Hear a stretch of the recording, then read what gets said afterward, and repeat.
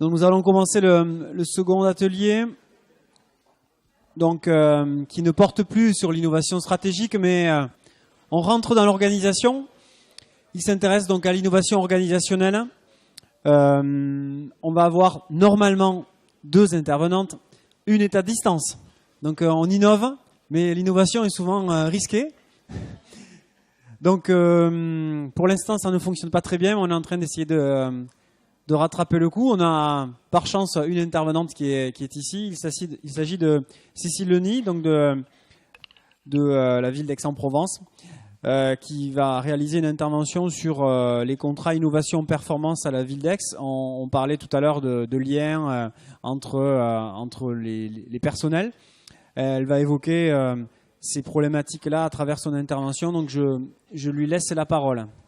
Si jamais, par chance, nous arrivions à réaliser le lien avec le Conseil général du Loiret, on passerait directement à la présentation. Donc on va essayer de jongler entre les 2 présentations.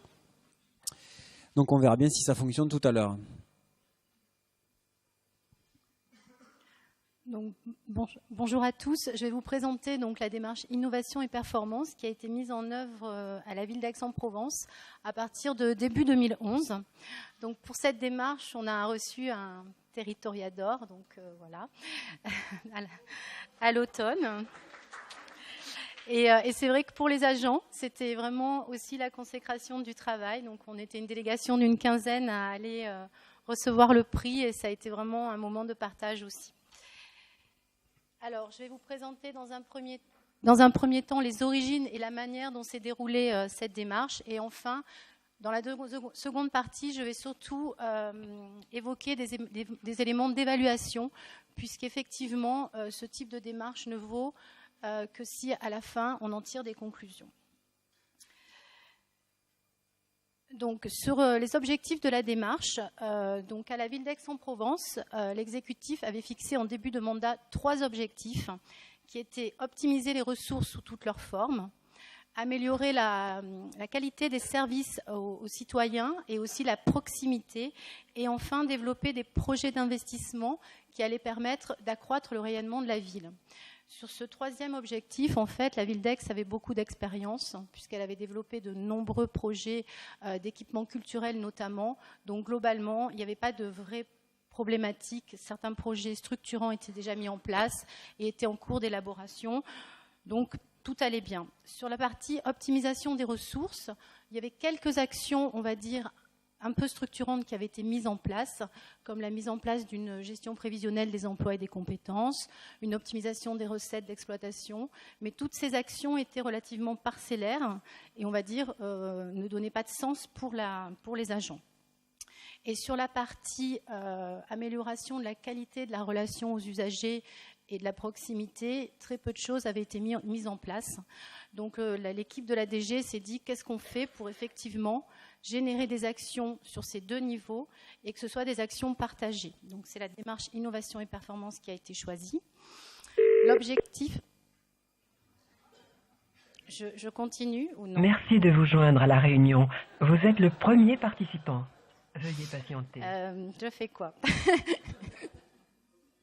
Je continue, ok. Donc l'idée en fait de cette démarche était avant tout de définir des actions. L'idée, c'était de les définir avec les agents d'une manière participative et d'essayer en fait d'innover. Et on pensait que l'intelligence collective serait la meilleure solution.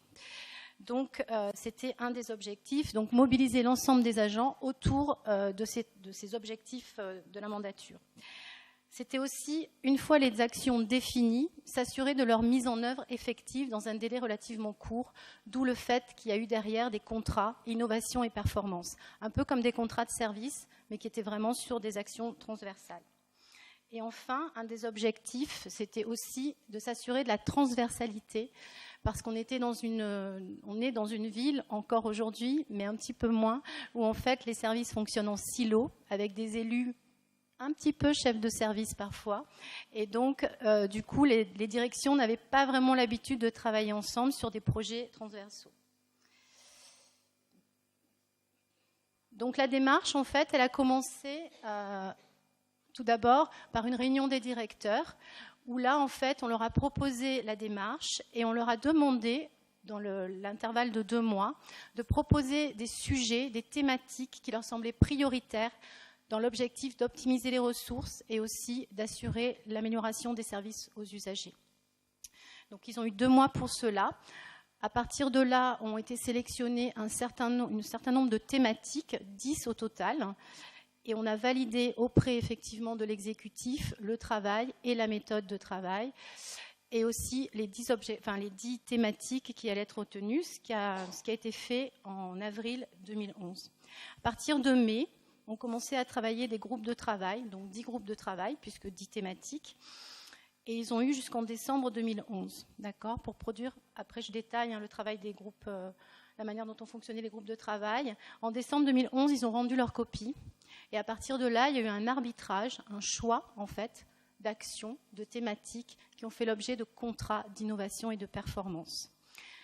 Donc ces contrats ont été signés en mai 2012, et ensuite, jusqu'à juin 2013, les services, les directions, qui avaient été nommés comme responsables de ces contrats, qui s'étaient engagés, ont eu la mission de mettre en place les actions de manière très concrète. Alors, au niveau du fonctionnement des groupes de travail, ce qui a été clairement défini dès le départ, c'est les responsabilités de chacun. Donc, les groupes de travail étaient composés de 6 à 12 membres. En général, donc, il a été choisi à la fois des experts du domaine. Admettons, un groupe de travail travaillait sur la relation à l'usager. Donc, il y avait effectivement des gens qui faisaient de l'accueil physique, de l'accueil téléphonique. Mais il y avait aussi des gens des services techniques qui ne faisaient pas d'accueil. Il y avait des novices aussi. Il y a aussi des gens qui étaient depuis longtemps dans la collectivité et des gens qui venaient récemment d'intégrer la collectivité. C'était le principe. Et chaque groupe était coordonné par un animateur qui, lui, en fait, était chargé à la fois d'animer les réunions, de produire les comptes rendus, un certain nombre de missions comme ça. Ensuite, il y avait des instances de pilotage qui, à des moments clés, effectivement, voyaient le travail fourni par les groupes de travail et arbitraient et essayaient de voir si, par exemple, il n'y avait pas des doublons dans les actions qui avaient été définies.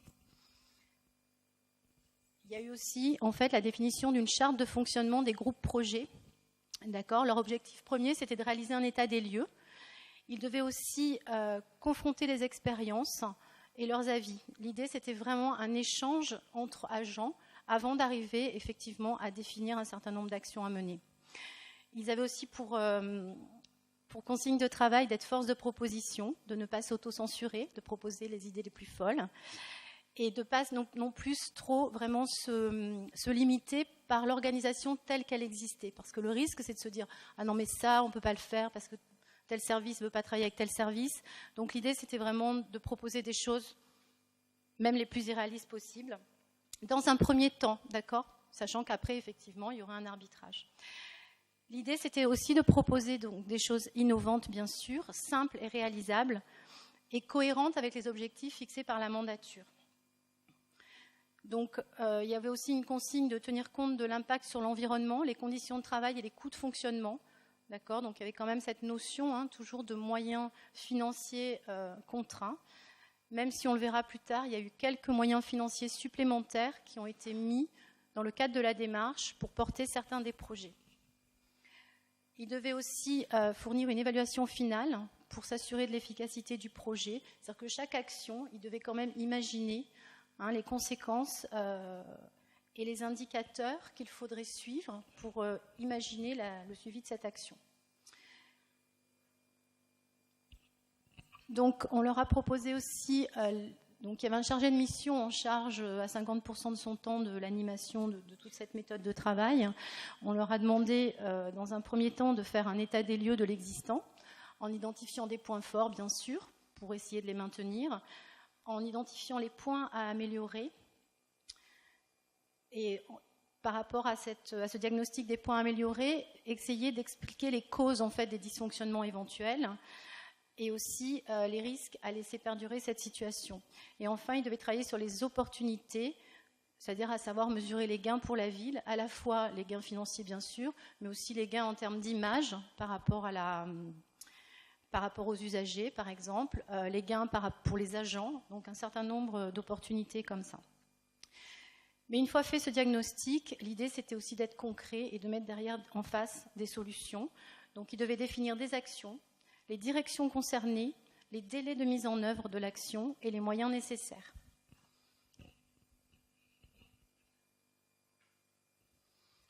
Donc là, nous avons les 10 thèmes qui ont été retenus, donc un thème par groupe de travail. Donc je ne vais peut-être pas tous vous les lister, mais globalement, une première partie qui concernait l'accueil, la propreté dans la ville et le cheminement piéton, un gros volet sur l'e-administration, l'amélioration qui consistait aussi à associer davantage le personnel pour améliorer les services au public, comment les impliquer au quotidien dans cette amélioration. On avait aussi tout un travail sur les procédures qui existaient parcellaires dans certaines directions, mais l'idée c'était à la fois de les revoir, mais aussi de les centraliser et qu'elles soient accessibles à tous. Ensuite, un des ateliers a travaillé sur la maîtrise de la consommation énergétique. Un groupe a travaillé sur la politique d'achat, un autre sur un plan de déplacement des agents. Et enfin, 2 points qui nous semblaient importants, la gestion des projets transversaux. On avait déjà un dispositif en fait, de suivi des projets stratégiques, mais il n'y avait pas une réelle culture de la gestion de projets au sein de la ville d'Aix-en-Provence. Et l'idée, c'était de savoir comment on pouvait renforcer cette culture de gestion de projet. Et enfin, améliorer la communication auprès de la population.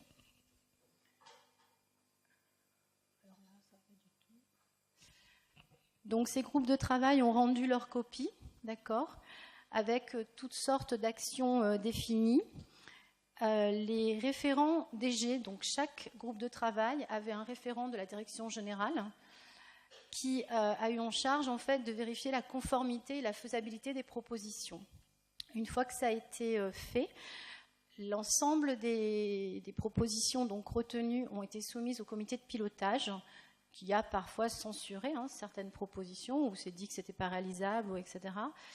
Et ensuite, la dernière version a été soumise au maire. Donc à partir des résultats de ces groupes de travail, 6 mois à peu près, 5 ou 6 réunions par groupe de travail, on avait effectivement un certain nombre de propositions qui avaient été retenues et à partir de là ont été définis des contrats de mise en œuvre. En tout, il y en a 12, alors qu'il y avait 10 groupes de travail parce que certains groupes de travail méritaient en fait qu'on divise le sujet en question. Donc, les 12 contrats étaient regroupés autour de 4 thématiques. Améliorer la qualité des services aux usagers, optimiser le fonctionnement, les ressources et les compétences de l'administration, développer une administration éco-responsable et enfin mieux communiquer sur les prestations rendues au public. Donc globalement, on avait quoi? On avait amélioration de l'accueil physique, amélioration de l'accueil téléphonique, propreté de l'espace public, et e-administration avec le développement des services en ligne. Sur ce volet-là, on était les services en ligne au public. Sur l'optimisation du fonctionnement des ressources et des compétences, les contrats portaient sur l'e-administration, mais tout ce qui est amélioration en fait en interne de la dématérialisation des processus.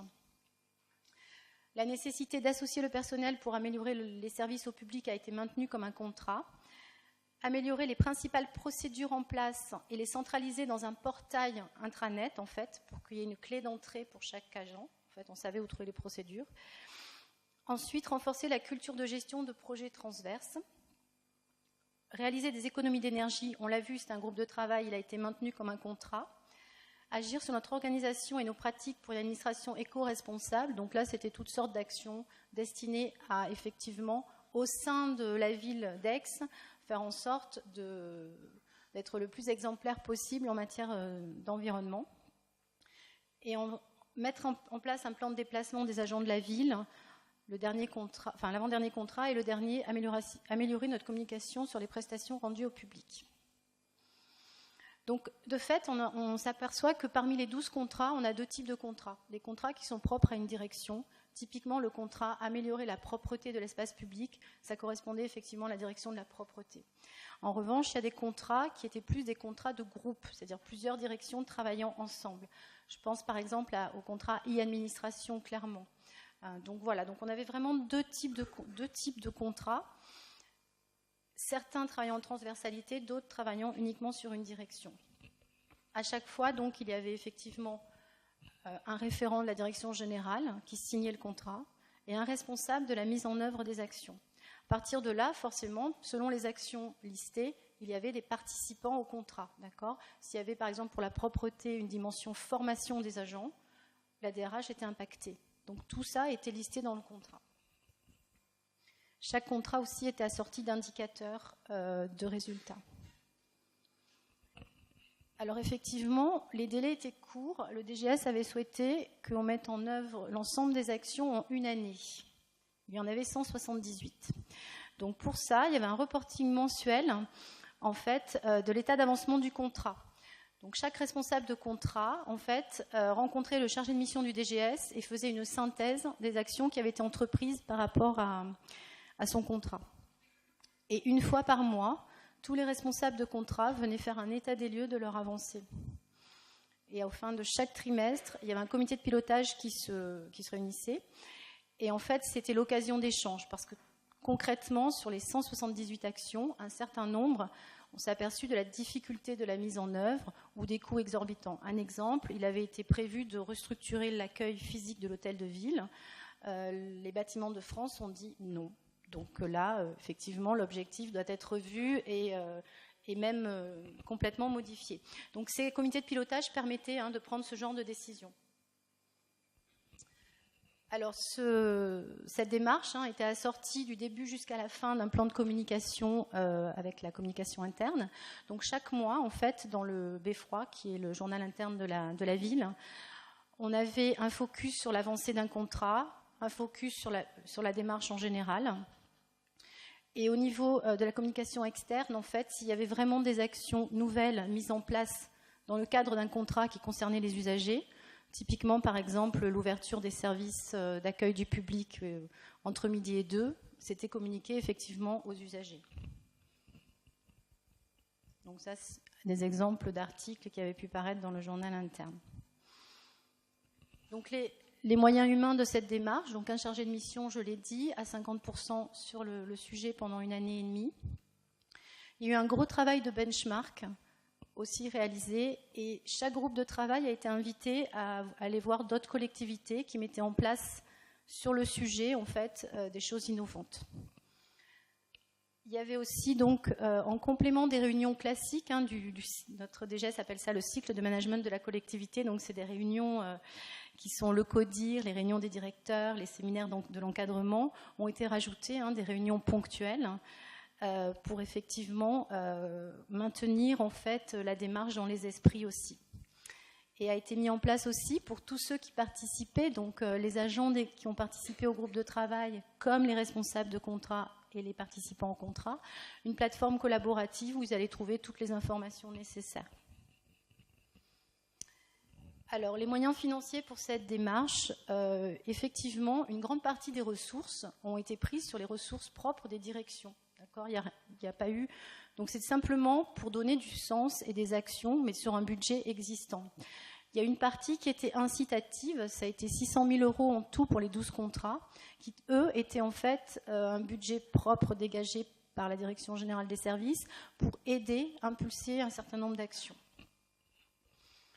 Donc voilà pour les moyens. Enfin, donc, je vais passer à l'évaluation de la démarche. Je pense qu'on doit une partie de l'évaluation de la démarche à la participation au prix Territoria, puisqu'il fallait effectivement fournir des éléments d'évaluation, mais ça nous a bien aidé de toute façon. Donc, l'évaluation de la démarche, elle a été faite de deux manières. D'abord par un cabinet qui a interrogé l'ensemble des 140 participants au groupe de travail et au contrat, qui ont aussi réalisé des entretiens avec tous les membres de la direction générale.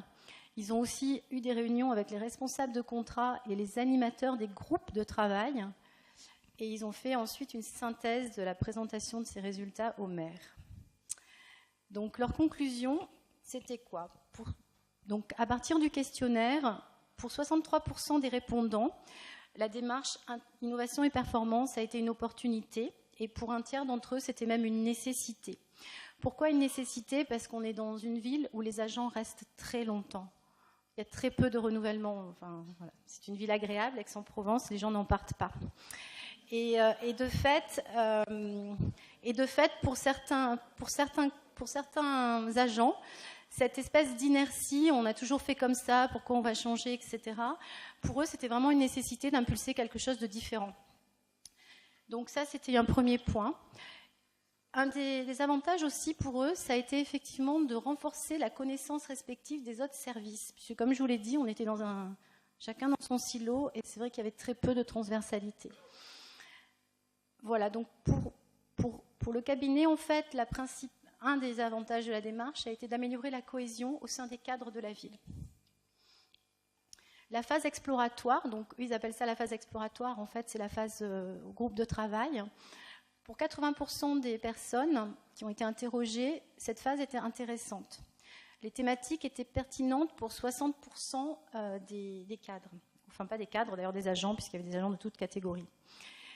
Globalement, pour 60% des personnes exprimées, la synthèse qui a été faite était relativement fidèle à ce qui s'était exprimé dans le cadre des groupes de travail. Je le dis pour avoir interrogé un certain nombre d'agents, puisque moi je suis arrivée à la fin.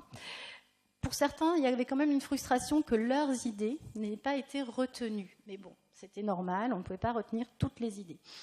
Et globalement, sur la méthode, elle a été globalement satisfaisante pour les personnes interrogées, en particulier la composition des groupes de travail et l'animation des ateliers.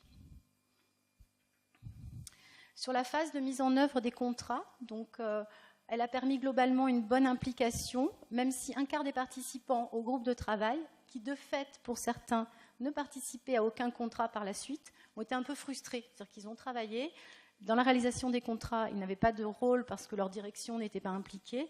Et donc, il y a eu une petite frustration à ce niveau-là. Mais en dehors de ça, globalement, 80% des personnes exprimées étaient prêtes à continuer à s'impliquer. Et même certains en redemandaient, ce qui est quand même incroyable. 70% souhaitaient qu'il y ait de nouveaux contrats thématiques. Donc, globalement, 100% des responsables de contrats et 85% des participants ont pensé que c'était une démarche à recommander à d'autres. Donc voilà pour l'évaluation auprès des participants. Hein. Donc globalement, ça a été vu comme un acte managérial fort. Elle a été saisie comme une opportunité par les cadres. Donc là, on passe aux entretiens avec l'équipe de DG et les responsables de contrat qui étaient des cadres. Et ils ont eu le sentiment que cette démarche, effectivement, permettait de générer une véritable amélioration de la qualité de l'action des services et une meilleure efficacité. Pour eux, la démarche, plus que produire de l'innovation, donc c'est ce que vous disiez tout à l'heure, l'innovation c'est une rupture, et par rapport à notre fonctionnement précédent, c'était une rupture, et donc pour eux, c'est là où résidait l'innovation. On n'a pas eu dans les contrats des idées complètement innovantes, mais en tout cas, pour les cadres, ça a été vécu comme une innovation, parce qu'effectivement, en rupture totale avec les fonctionnements d'avant. Pour ce qui concerne la recherche de la performance, qui était un des objectifs, ça a été finalement plutôt l'occasion de rappeler cette nécessité, d'accord ? Au-delà d'une vraie démarche de performance, contrairement à celle qui a été évoquée tout à l'heure, c'était plus une manière d'évoquer ce sujet et de créer une culture autour de ce sujet. Donc effectivement, il y a eu un véritable engouement des acteurs de cette démarche. Toutefois, au bout d'un moment, effectivement, ils étaient contents que les contrats se terminent, qu'un point final soit mis. Et le souhait, en fait, c'était de dire qu'on met un point final et les actions qui restent à réaliser, puisque certaines n'ont pas toutes été réalisées, elles vont intégrer, en fait, le fonctionnement normal des services et la feuille de route de chaque direction. D'accord ? Donc on est revenu dans un fonctionnement, on va dire, classique. Donc le point final, c'était quoi ? C'était un séminaire de clôture où en fait chaque responsable de contrat a présenté les actions qui avaient été réalisées, les difficultés rencontrées, les points positifs et les actions qui restaient à mettre en place.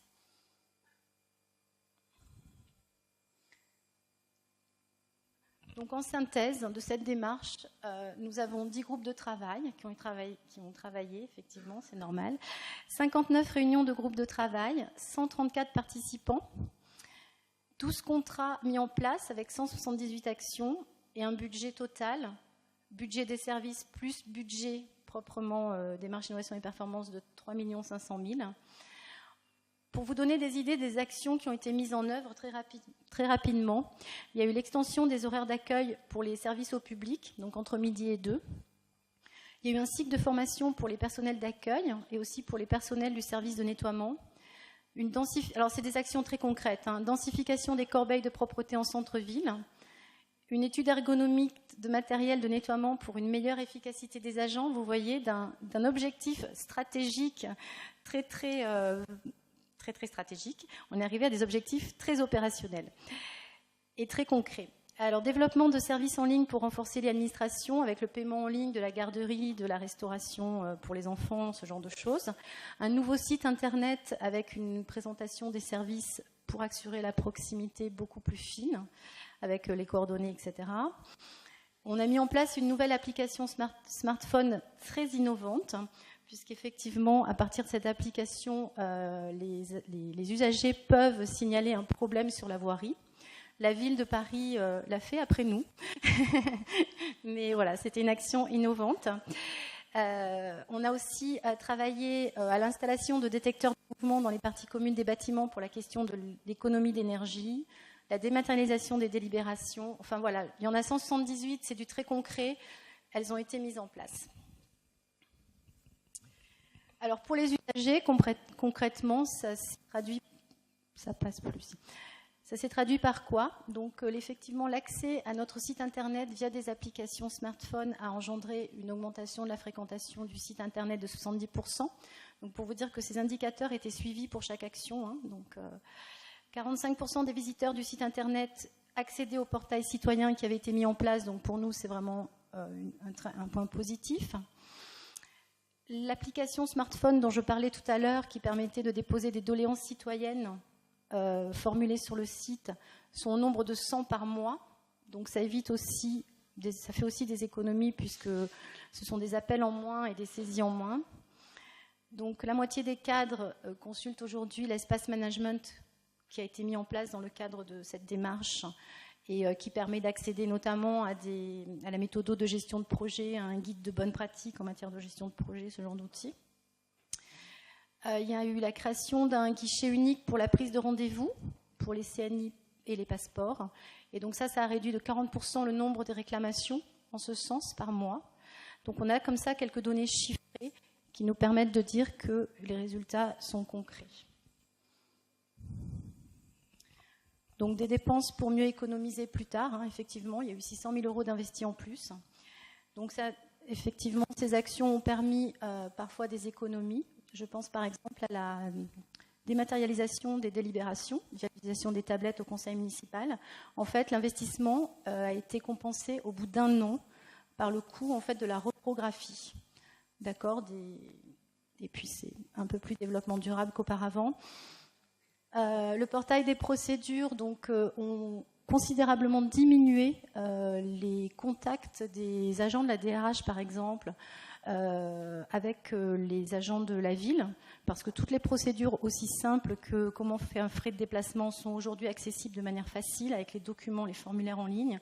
Donc c'est anecdotique, enfin, je n'ai pris que quelques exemples pour vous montrer que certaines actions ont effectivement amélioré, ont diminué les coûts de fonctionnement. Donc en conclusion, ce qui me semble, c'est que la démarche innovation et performance, elle a permis des innovations organisationnelles, c'était l'objet, des innovations managériales, dans la manière effectivement de conduire et de définir les priorités et les actions prioritaires. Et aussi, elle a aussi permis des innovations technologiques, j'en parlais, cette application, elle est vraiment sortie de cette démarche. Elle a aussi contribué surtout, en fait, au sein de la ville, à créer une culture commune et une transversalité qui n'existait pas auparavant. Et globalement, aujourd'hui, on a une plus grande sensibilité des cadres et des agents à l'innovation et à la performance. Mais effectivement, on peut se poser la question de « et après ?» parce que, comme vous le disiez, il faut que ça distille, il faut que ça reste. C'était effectivement une démarche très courte qui a duré 2 ans. Donc aujourd'hui, globalement, depuis juin 2013, on a continué en fait à se dire que le participatif et l'intelligence collective, c'était certainement la clé pour innover et proposer des solutions intéressantes d'évolution des services de la ville. Donc en fait, on a travaillé sur un séminaire des directeurs animé par le Forum des villes, où en fait, on leur a demandé, sur des ateliers à partir de 20, de travailler sur des projets d'amélioration de l'organisation, mais aussi sur la ville de demain et les nouveaux services aux usagers. Sachant que de mon point de vue, je pense que cette démarche est très intéressante, mais qu'on a un petit peu oublié l'usager. On ne l'a pas interrogé, on ne lui a rien demandé, et donc peut-être qu'aujourd'hui notre piste à nous, c'est effectivement pour innover plus, d'effectivement compter sur des agences que nous faisons déjà, mais aussi travailler avec les usagers pour savoir ce qu'ils attendent et comment on peut effectivement faire évoluer nos services. Voilà, je vous remercie.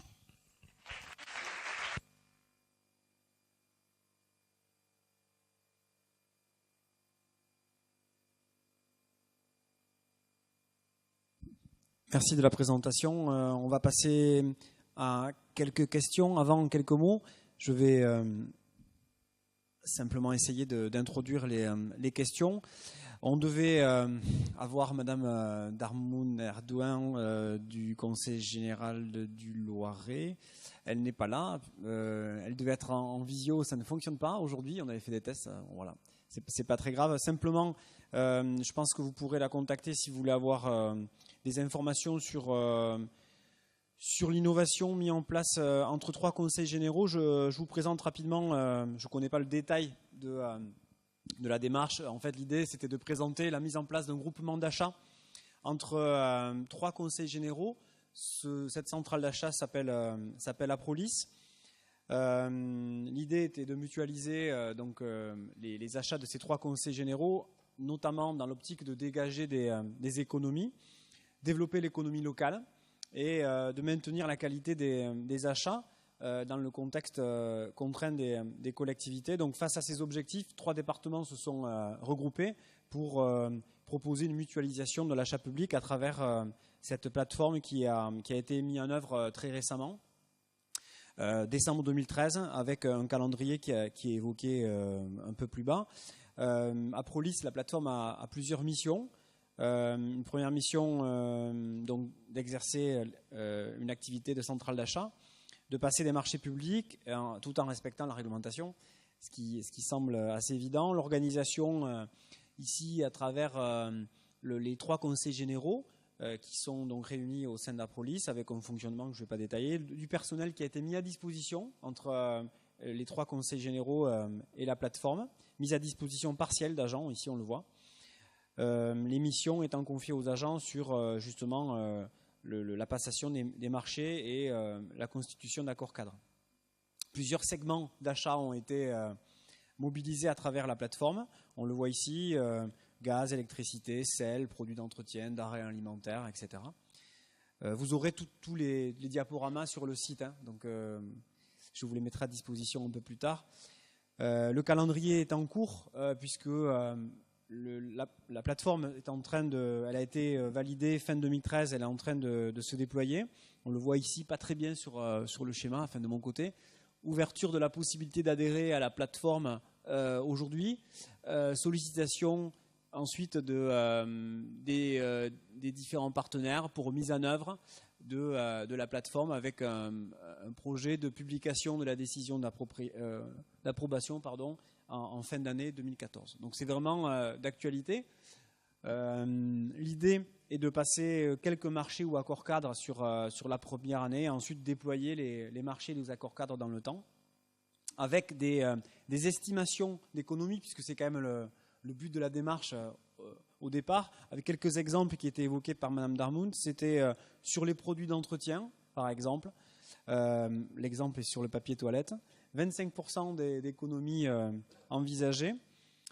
Il n'y a pas le volume en euros estimé. Sur deuxième exemple, avec un volume en euros, c'était sur l'achat de sel, de déneigement. Donc on voit ici les potentiels d'économie, 13% sur économie directe pour les conseils généraux représentés. Bon, c'était l'exemple qu'on voulait développer de manière un peu plus approfondi que je n'ai pu le faire, mais vous pourrez retrouver les informations sur le site internet. Alors, avant de vous laisser la parole, quelques éléments de discussion par rapport à la présentation de Madame Leny. De notre point de vue, en tant qu'universitaire, la présentation qui a été réalisée nous permet de faire quelques liaisons avec la littérature. D'abord, on peut voir qu'il existe plusieurs niveaux d'innovation. On a parlé dans l'atelier numéro 1 d'innovation stratégique. On a ici un peu plus évoqué l'innovation organisationnelle qui fait la liaison avec les agents de la collectivité. Et on s'aperçoit aussi des degrés de complémentarité entre les innovations stratégiques et les innovations organisationnelles. Tout ça pour dire que pas mal d'auteurs pensent finalement qu'il faut avoir une stratégie de multi-innovation dans la collectivité pour finalement que les effets soient positifs. Et certains auteurs, je cite ici Damanpour, évoquent les effets de complémentarité entre les différents types d'innovation pour générer des gains de performance dans la collectivité. Donc finalement, si je traduis, si on restait sur un niveau stratégique sans forcément engager de l'innovation organisationnelle, les effets sur la collectivité seraient relativement réduits. Un autre élément, et ça permet de faire le lien avec les perspectives qui ont été évoquées par Madame Leny, on voit bien qu'on peut avoir, face à la fonction de production dans la collectivité, différentes zones d'innovation, en partant du haut, la stratégie, mais aussi en partant du bas. En allant jusqu'au bas, c'est-à-dire l'usager, la politique publique, elle l'évoquait dans les perspectives, ils ont peut-être d'abord décidé d'innover dans l'organisation pour ensuite aller évoquer des thématiques demain vers l'usager. On l'évoquera à travers l'atelier numéro 4. La ville de Saint-Étienne notamment évoquera la nécessité de mise en lien entre la réorganisation de la collectivité et la meilleure connaissance finalement des besoins et des degrés de satisfaction des usagers vis-à-vis de la production des politiques publiques. Un autre élément qui nous semble clé dans la collectivité locale, c'est que finalement, ici on le voit, on agit d'abord sur l'organisation avant de pouvoir avoir des effets potentiels sur les ressources. C'est dans le 3e paragraphe évoqué ici. Donc on s'appuie sur le fonctionnement. Ça peut être par exemple la mutualisation sur la plateforme Aprolis, ça peut être les contrats innovation-performance, tout en estimant que ces modifications, ces évolutions dans l'organisation vont avoir des effets indirects sur la dépense. Je pense que ce type de démarche est en soi une innovation parce que trop souvent, malheureusement, on s'aperçoit que les organisations publiques font le contraire. C'est-à-dire que pour agir sur la dépense, pour essayer de diminuer le budget de la collectivité, souvent on agit directement sur le budget de la collectivité. Des exemples très concrets, hein, je ne renouvelle pas à l'université, je prends des exemples à l'université parce qu'on parle beaucoup des collectivités. On a gelé les postes l'année dernière sur les départs à la retraite, ce qui représentait une petite partie de gain de masse salariale. Donc beaucoup de collectivités ont déjà fait ça. Ça peut être des solutions qui sont envisageables, Benoît Lyon le disait, mais de notre point de vue, elles nous semblent limitées si elles sont seules à exister.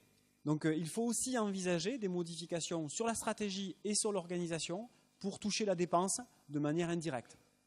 Donc c'est un autre élément clé à retenir de notre point de vue. Je pense qu'on y reviendra un peu plus tard dans la journée. Dernier élément clé à retenir, c'est ce qu'un peu évoqué aussi Christophe Favoreux tout à l'heure. C'est pas tellement l'innovation qui est importante, c'est le processus. C'est ce que disait notamment Crozier, qui est un sociologue assez connu du changement dans les organisations publiques. D'autres auteurs ont été évoqués tout à l'heure. La façon de changer est plus importante que le changement lui-même. Et je pense que c'est aussi un élément clé à retenir dans la dimension comportementale et RH de l'innovation dans la collectivité. De manière très rapide, je vous conseille une lecture qui est la revue Télescope. C'est une revue qui n'est pas forcément très connue en France, une revue québécoise, où des articles en anglais sont aussi traduits en français, qui a un numéro spécial en 2013, le numéro 2 de l'année, sur l'innovation dans le secteur public. Ce n'est pas forcément spécifique aux collectivités locales, mais vous verrez beaucoup d'articles intéressants sur des éléments qu'on a pu évoquer ici. Alors pour faire le lien avec vous, et pour animer la discussion avec Madame Leny qui est là ce matin, plusieurs questions que j'avais envie de lui poser, ça permettra de faire le lien avec les questions que vous pourrez poser tout à l'heure. On parlait tout à l'heure des facteurs explicatifs de l'innovation. J'avais envie de lui poser la question de savoir quels étaient les facteurs qui avaient poussé finalement à engager ce type de démarche. Est-ce que c'était des facteurs plutôt internes? On a évoqué le leadership des élus, leadership administratif. Est-ce que c'était des facteurs externes? La perception que les contraintes fiscales et financières allaient être plus lourdes et qui imposaient finalement à la collectivité de s'engager dans cette démarche d'innovation. Première série de questions. Deuxième question, c'était plutôt sur le processus d'innovation. Quels sont les facteurs que l'on peut avancer comme des facteurs clés de succès? Là aussi, la littérature, on a publié sur ces thématiques-là, la littérature évoque plusieurs facteurs clés de succès potentiels à la diffusion de l'innovation. On pense en particulier à la communication, l'association, on parlait de démarche participative, l'association des personnes qui vont être concernées par le changement semble aussi être un facteur de succès. Est-ce que c'est le cas à Aix ou pas? L'appropriation et le portage des élus, c'est aussi un autre élément clé qui est évoqué par la littérature. Voilà les deux premières séries de questions. Une troisième peut-être sur les effets. On les a introduits tout à l'heure à travers des éléments. Au-delà des effets financiers, est-ce qu'on a eu des effets positifs sur la partie RH, sachant que l'effet RH pourra avoir demain un effet indirect sur la partie financière aussi. Voilà, c'est les questions que je voulais poser à Madame Leny. Peut-être peut-on commencer par répondre à ces questions avant de laisser la parole à la salle.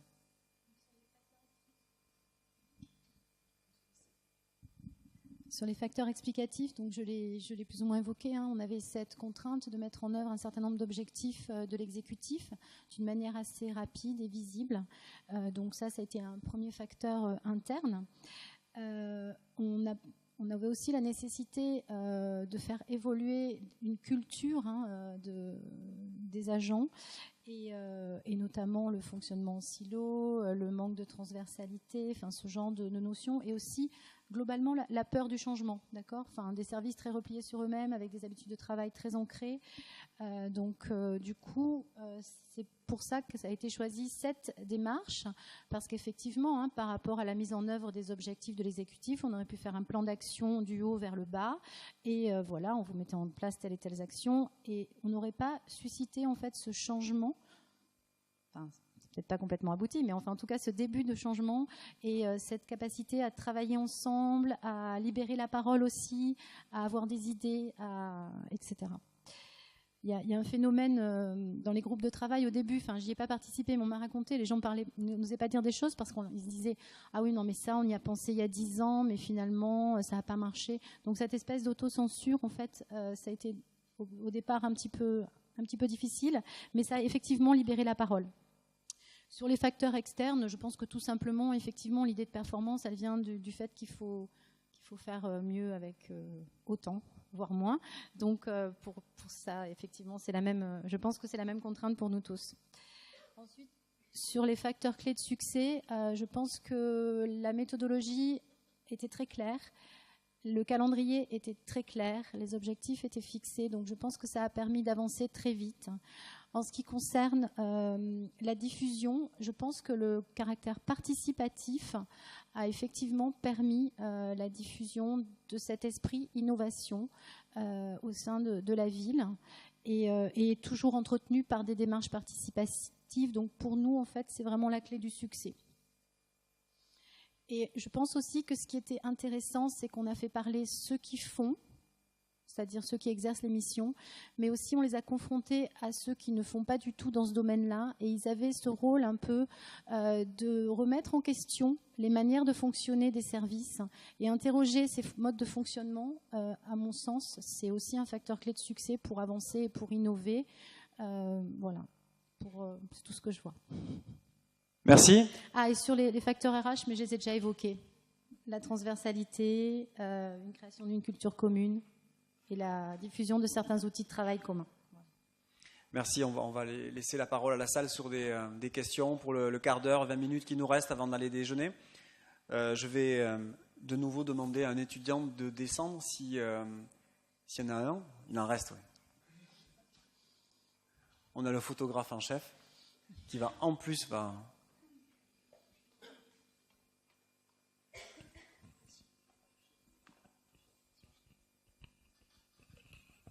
Bonjour. J'ai une question par rapport à la place qu'a occupé les achats dans votre politique.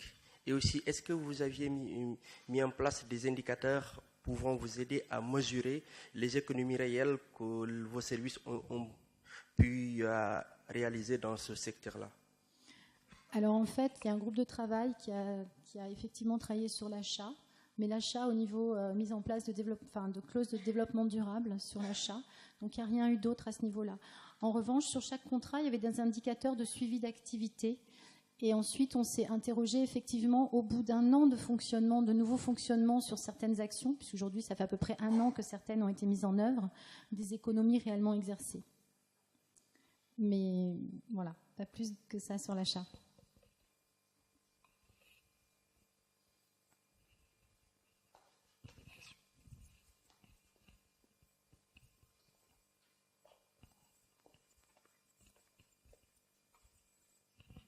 Merci.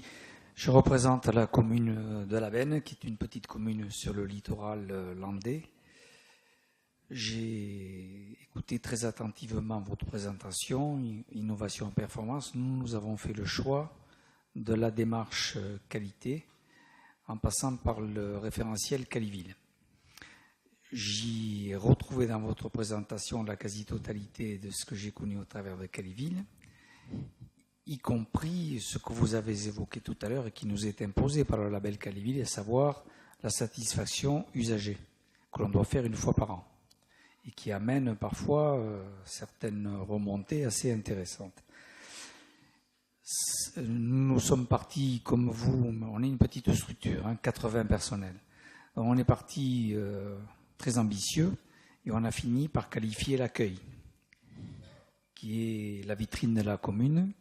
Et ma question est la suivante, et vous l'avez évoquée, mais vous n'avez pas répondu, c'est-à-dire l'implication des élus et ce que pensent les personnels des élus. Alors, ma question n'est peut-être pas très bien posée, mais je pense que vous en aurez compris le sens.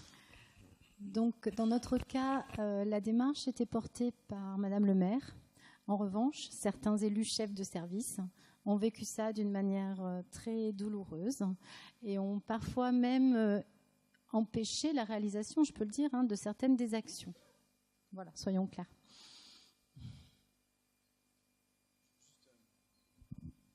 Juste pour compléter, c'est vrai que si on fait le lien à la littérature, le leadership politique est relativement important, facteur clé de succès, à la fois dans la diffusion, enfin l'adoption de l'innovation, mais aussi sa diffusion. Nous, on tient assez fortement à ce facteur-là. Clairement, on essaie d'accompagner des collectivités locales qui le veulent. Parce qu'il faut prendre en compte un élément, c'est que, Benoît Lyon le disait tout à l'heure, ces démarches ont vocation à améliorer bien sûr le fonctionnement de la collectivité, mais surtout et notamment en lien avec le financier, prendre des décisions. Qui prend des décisions? C'est les élus. Donc si demain, l'élu n'est pas impliqué ou a un portage faible sur ce type de démarche, on risque d'arriver en situation frontale de conflit avec cet acteur important de la collectivité. Et ça peut avoir des effets plus négatifs que ceux positifs estimés au départ.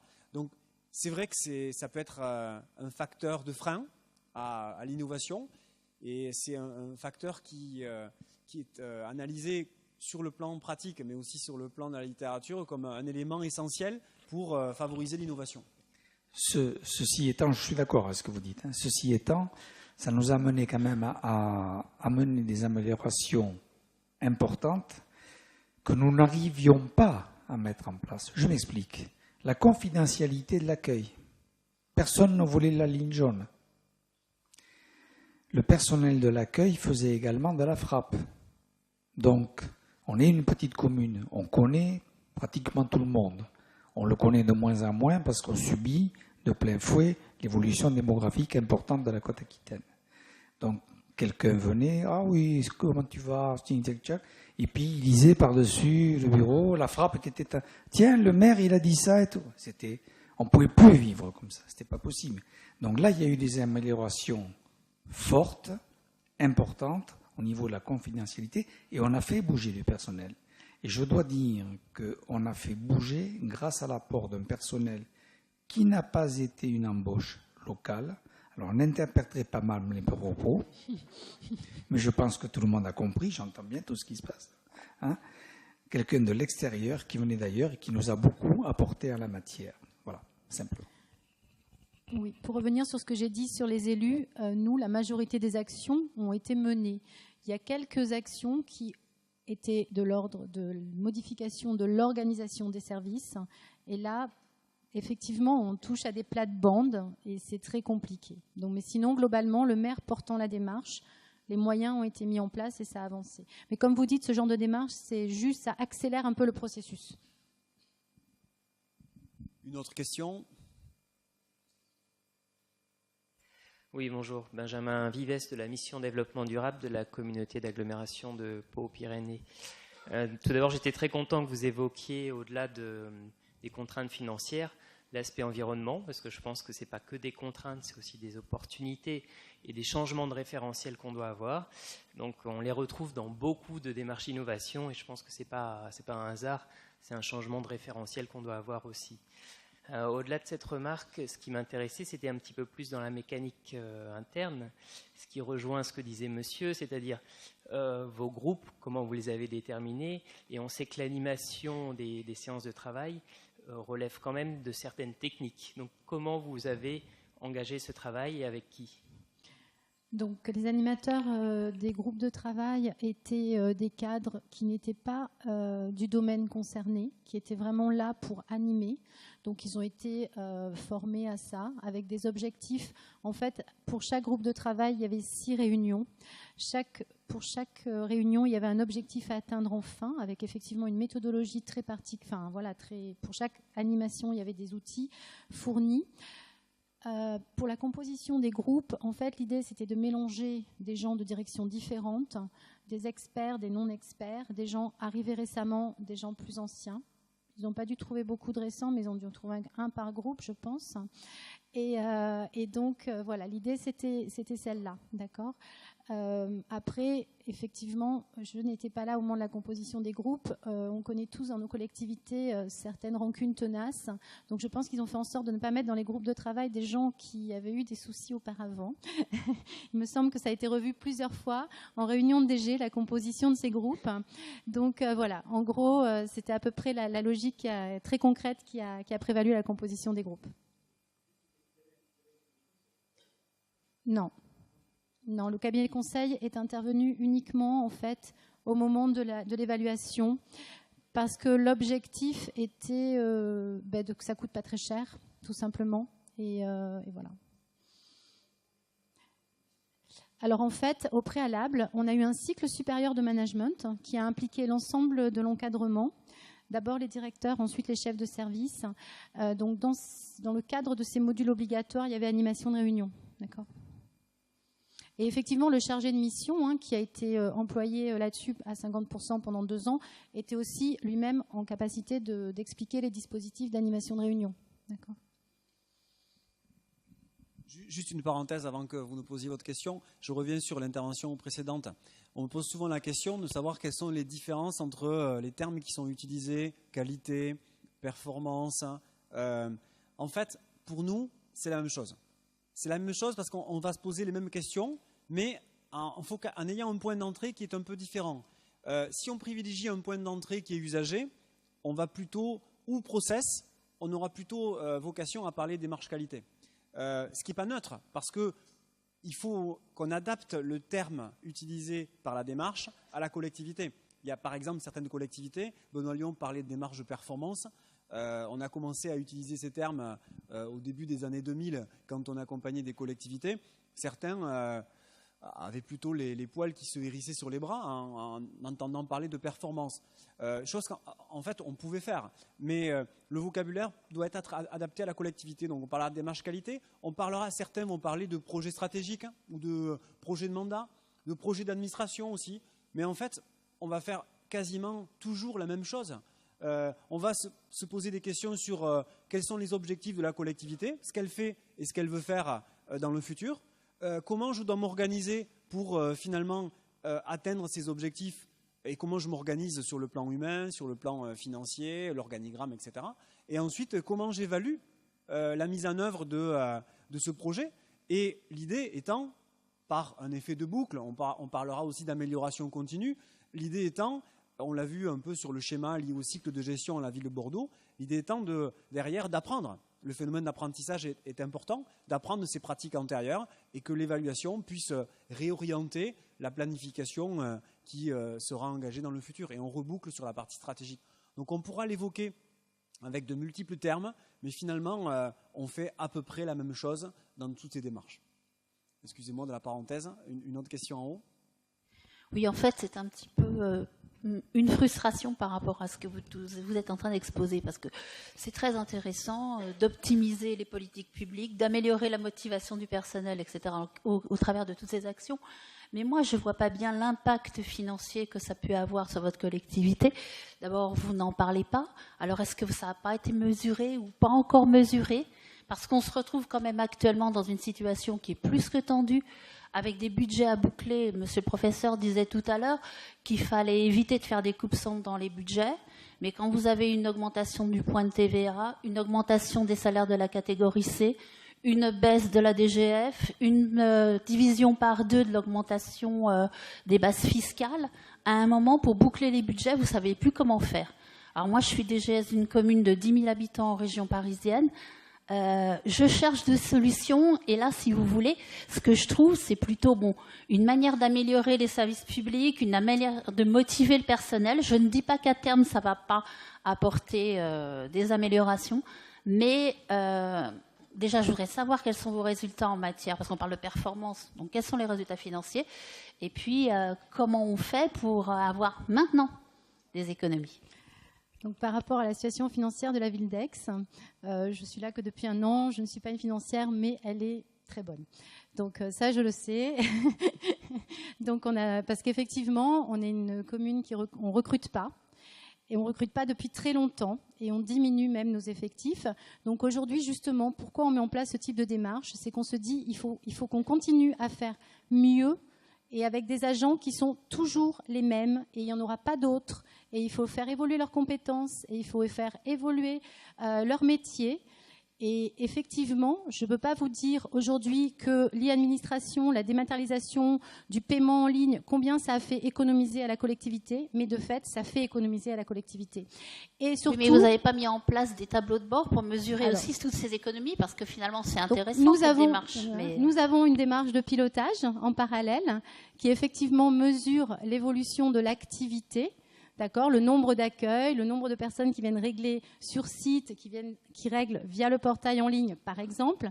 Effectivement, je n'ai pas ces résultats ici, mais globalement, la problématique et la thématique, c'était justement avec des contraintes en termes de ressources humaines très, très réduites. Nous ne recrutons pas. Nous ne remplaçons pas un certain nombre de départs, et ce depuis des années. Il faut faire mieux avec moins d'agents, avec moins d'argent. Et effectivement, pour nous, ça a été une des solutions. Parce que, je ne sais pas, l'e-administration, globalement, ça va générer très rapidement, effectivement, un moindre besoin en agents d'accueil, par exemple. Quand on dématérialise un fonctionnement interne quelconque, l'usager saisit sa demande, il n'y a plus de ressaisie par derrière par un agent, on économise des ETP. Après, je suis aujourd'hui absolument incapable de quantifier ça. Je ne suis pas au contrôle de gestion et je regrette de ne pas avoir sollicité ma collègue pour venir avec moi et vous répondre. Une dernière question, peut-être ensuite on va aller déjeuner. C'est une question qui est centrale. Peut-être je vais me répéter, mais l'idée, au travers du colloque, de notre point de vue, n'est pas de faire un listing des postes potentiels sur lesquels on peut intervenir. Je me suis amusé à le faire. Notamment en tant que vice-président d'université. C'est assez facile. Je suis parti d'une logique qui était, j'ai pris mon budget et mon compte financier, et j'ai regardé toutes les rubrique par rubrique, et on peut s'amuser assez facilement à avoir une approche de cost killer.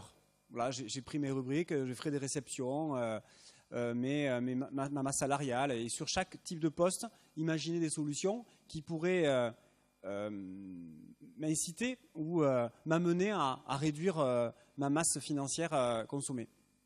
Je pense que ce sont des démarches, la ville de Bordeaux l'a évoqué, qui sont nécessaires. Je pense aussi qu'elles sont à court terme possibles, mais de manière durable, et c'était le sens du colloque, de manière durable, elles ne suffiront pas.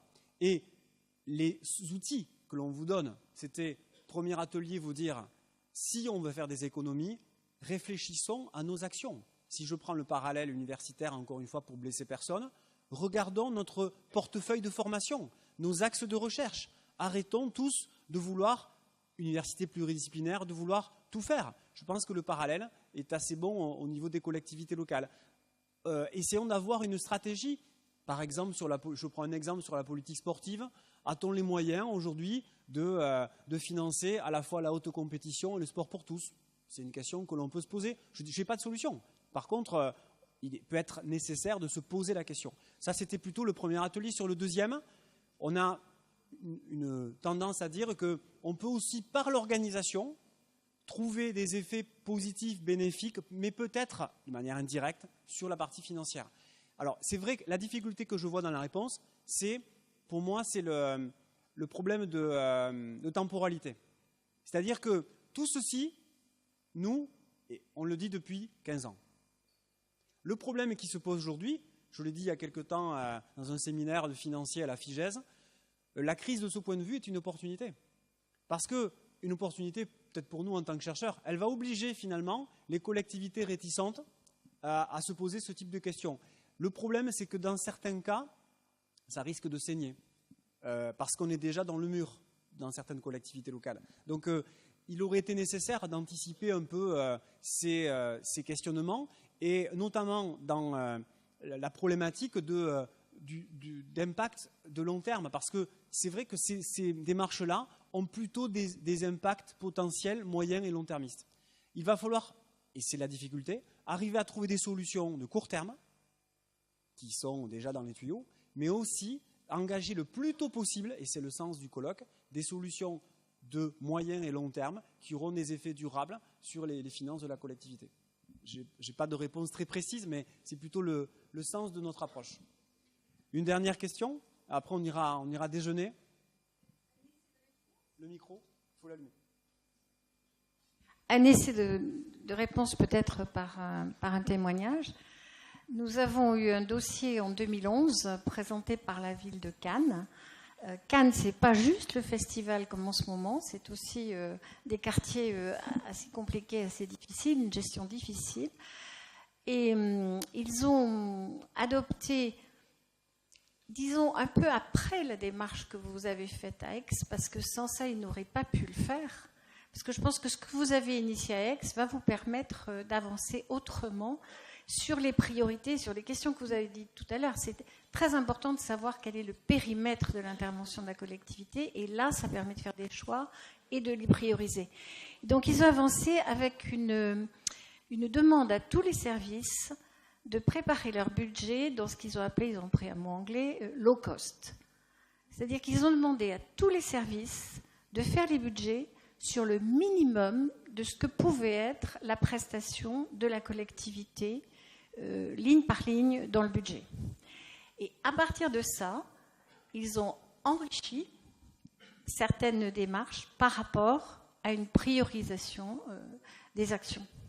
Donc ça, si vous voulez, très concrètement, c'est ce qui peut se faire après, quand on a déjà mobilisé les personnes, qu'on leur a appris à travailler ensemble, etc.